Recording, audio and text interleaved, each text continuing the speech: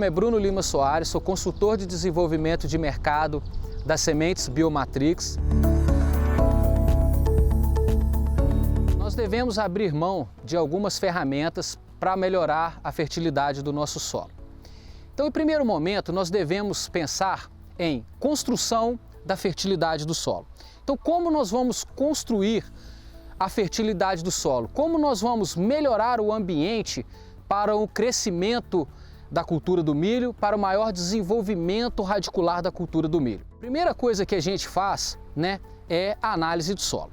Então nós precisamos ter em mãos análises de solo de 0 a 20 centímetros, de 20 a 40 centímetros, Em casos de plantio direto já estabelecido, análises de 0 a 5 e até de 0 a 10 centímetros.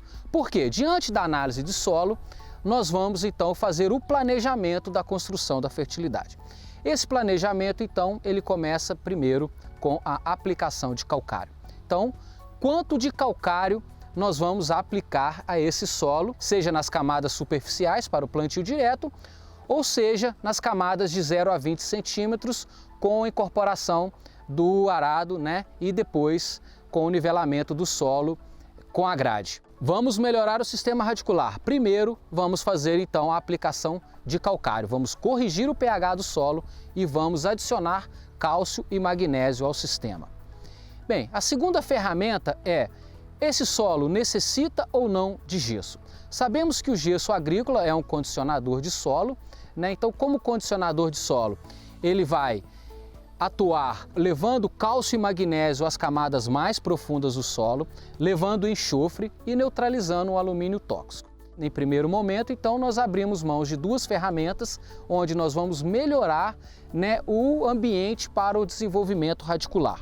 Nós podemos também melhorar a fertilidade do solo com as técnicas da potassagem e da fosfatagem. A potassagem, então, ela permite que nós incrementamos potássio ao solo, Sabemos que a cultura do milho é muito exigente em potássio, principalmente quando falamos em silagem, uma planta que extrai todo o potássio do solo, uma vez que cortamos as plantas em 40 centímetros de altura para fazer a silagem. Então todo o potássio que é extraído para a planta, ele é exportado para dentro do silo e no caso de grãos, nós já temos o retorno de palhada. Então, nós devemos fazer a potassagem quando os níveis de potássio no nosso solo estão baixos e normalmente nós fazemos a potassagem para elevar os teores de 3 a 5% de potássio na CTC a pH 7 do solo. Solos também, onde os níveis de fósforo são muito baixos, nós podemos também fazer a fosfatagem. Devemos tomar muito cuidado ao fazer a fosfatagem pelo pH do solo, então nós devemos corrigir o solo primeiro e depois nós vamos fazer a fosfatagem para evitarmos que o nosso fósforo que foi liberado ao solo fique absorvido. E por último, nós devemos melhorar a matéria orgânica do solo. A matéria orgânica do solo nós vamos melhorar através de rotação de culturas, sucessão de culturas, ou o pousio nas entre safras ou fazendo plantios de plantas de cobertura, sejam elas as leguminosas, sejam elas as gramíneas. Com o plantio então rotacionado de plantas de cobertura, leguminosas e gramíneas, nós vamos ativar diferentes micro-organismos do solo, nós vamos ativar bactérias benéficas, fungos benéficos, nós temos bactérias fixadoras de nitrogênio de vida livre, nós temos fungos micorrízicos que ajudam na absorção de água e nutrientes. Então, quanto maior a diversidade de plantas de cobertura, nós teremos uma maior diversidade de microbiota no solo. Esses micro-organismos, os seus processos metabólicos, liberam substâncias que são promotoras de crescimento de plantas. Vale lembrar também que a decomposição dessa matéria orgânica de gramíneas e leguminosas contribui para a formação de cargas, ela eleva a CTC do solo e com isso nós temos um ambiente que nós vamos ter uma capacidade maior de absorção de nutrientes e um maior aporte de nutrientes disponíveis para as plantas. Portanto, calcário, gesso agrícola quando necessário, né?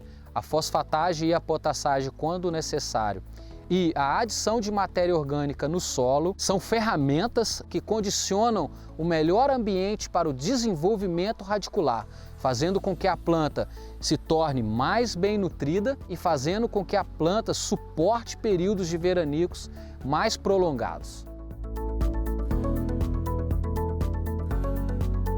Bem, falamos anteriormente sobre as ferramentas, de construção da fertilidade, as ferramentas que vão melhorar o ambiente solo para que as raízes se desenvolvam mais e para que o solo também retenha mais nutrientes e forneça nutrientes às plantas. Então, bem, pessoal, a fertilidade ela impacta positivamente no crescimento e no desenvolvimento da cultura do milho. Nós temos que pensar, a maioria dos nossos solos, os solos brasileiros, solos muito velhos, a grande maioria dos nossos solos, são muito ácidos e com alta concentração de alumínio. Em lavouras onde não se fez o uso, principalmente do calcário ou em algumas situações do gesso agrícola, nós observamos plantas menores, plantas com deficiência de determinados elementos.